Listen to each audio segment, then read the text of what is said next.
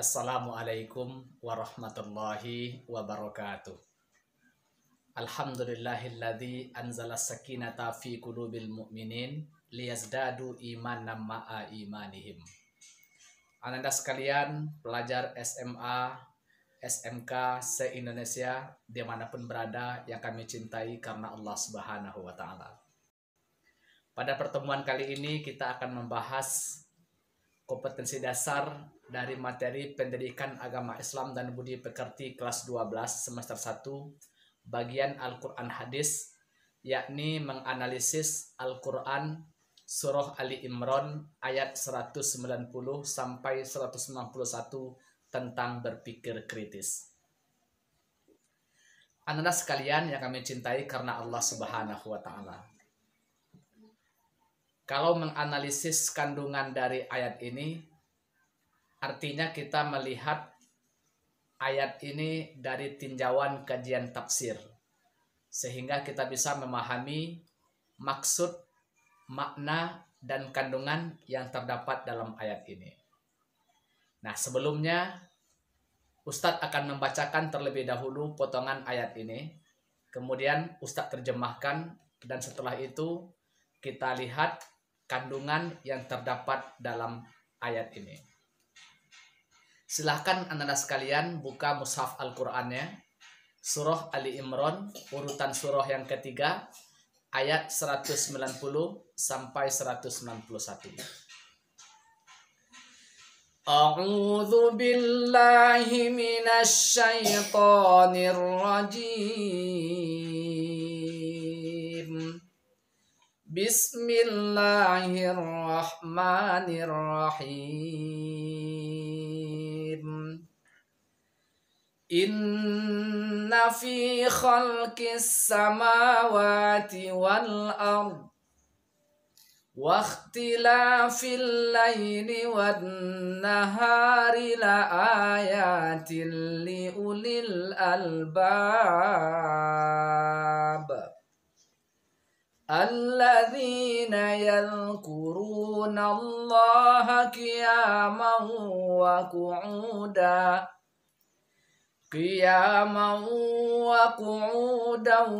wa ala junubihim wa yatafakkaruna fi khalqis samawati wal ard Rabbana ma khalaqta hadza batila subhanaka faqina adzaban nar.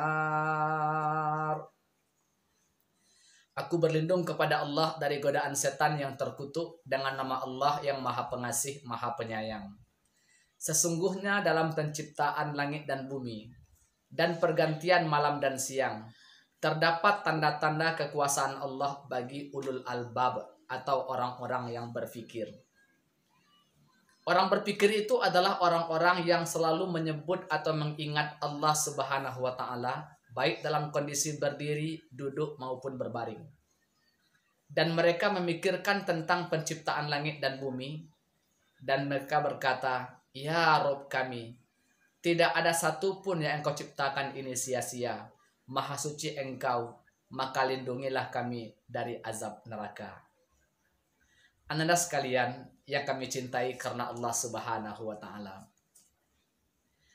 Kalau kita lihat kandungan ayat ini, ada beberapa poin penting yang bisa kita petik. Pertama adalah alam yang kita lihat, baik itu langit ya, kemudian juga bumi, pergantian siang, pergantian malam, apapun yang kita lihat di dunia ini, sesungguhnya itu bisa dijadikan sebagai sarana bagi kita untuk mengenal sekaligus mengetahui kemahakuasaan Allah Subhanahu wa Ta'ala. Artinya bagi orang beriman, bagi orang yang berpikir, bagi orang ulul albab, penciptaan langit, penciptaan bumi, pergantian siang dan malam, kemudian fenomena-fenomena alam yang dia lihat, itu semua bisa semakin menambah keimanannya kepada Allah Subhanahu wa taala. Ini poin pertama. Inna fi khalqis samawati wal ard wa ikhtilafil laili wan nahar la ayatil liulil albab. Kemudian kalau kita melihat di dalam ayat berikutnya atau ayat yang ke-191 itu menjelaskan tentang ciri-ciri dari ulul albab itu. Apa ciri-ciri ulul albab itu? Yang pertama, alladzina yadhkurunallaha qiyaman wa qu'udan wa 'ala junubihim. Orang itu disebut ulul albab, cerdas, berpikir kritis ketika dia yadhkurunallah, selalu mengingat Allah dalam kondisi seperti apapun. Qiyama itu artinya berdiri, qu'uda duduk, wa 'ala junubihim atau dalam kondisi berbaring. Ini ciri orang-orang yang disebut dengan ulul albab.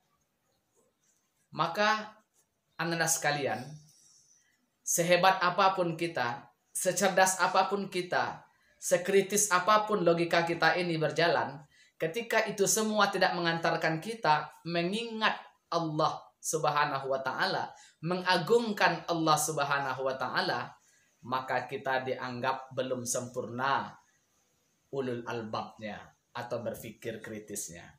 Ini yang pertama. Kemudian yang kedua, tanda ulul albab itu dijelaskan oleh Allah di ayat 191 tadi.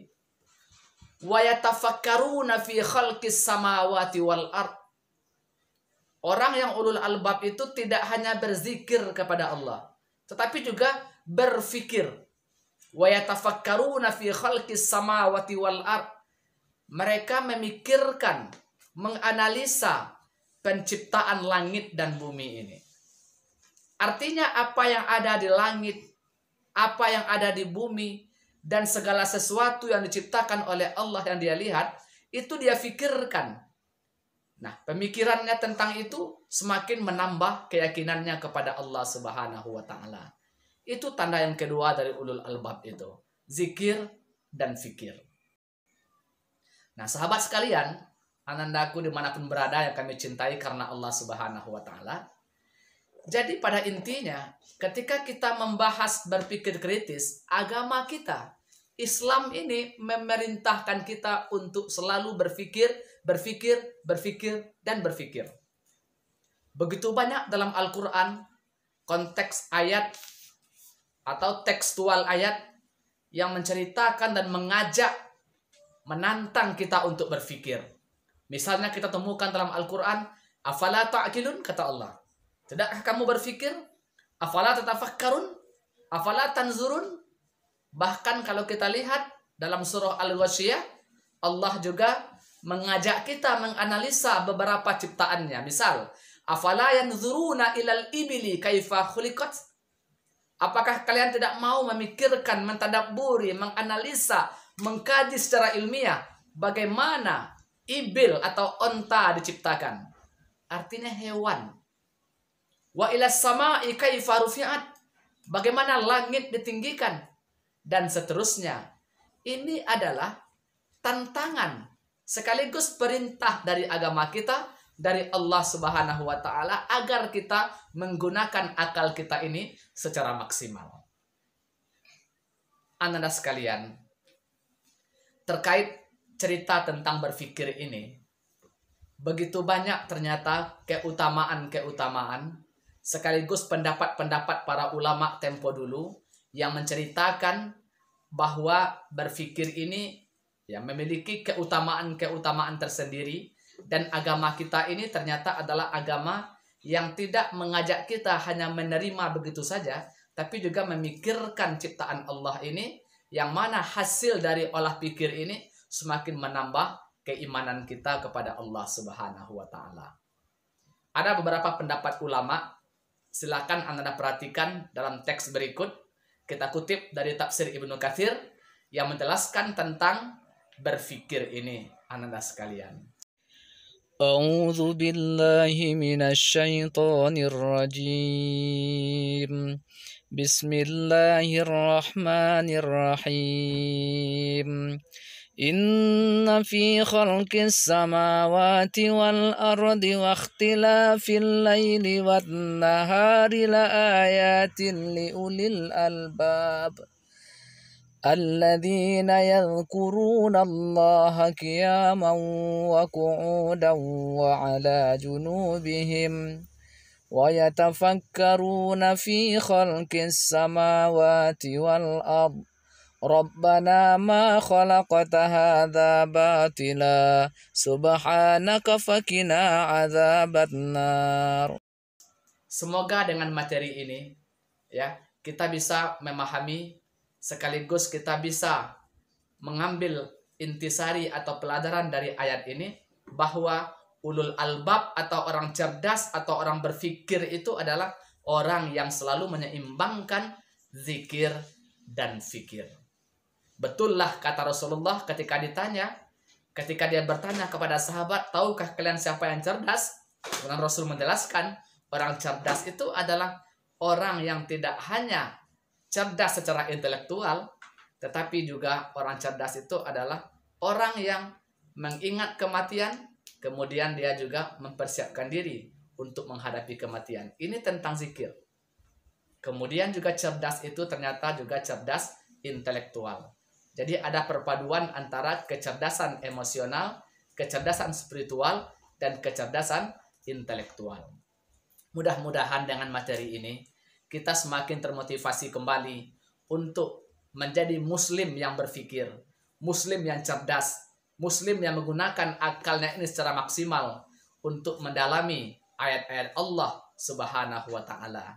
Dan mudah-mudahan di generasi Ananda sekalian hari ini akan muncul kembali ilmuwan-ilmuwan muslim sekelas Ibnu Sina, sekelas Ibnu Rushd, dan sekelas Al-Khawarizmi, serta ilmuwan-ilmuwan muslim tempo dulu, di mana mereka benar-benar mengaplikasikan ayat Al-Quran ini secara sempurna, sehingga mereka menjadi muslim yang cerdas, muslim yang berpikir kritis, muslim yang hebat.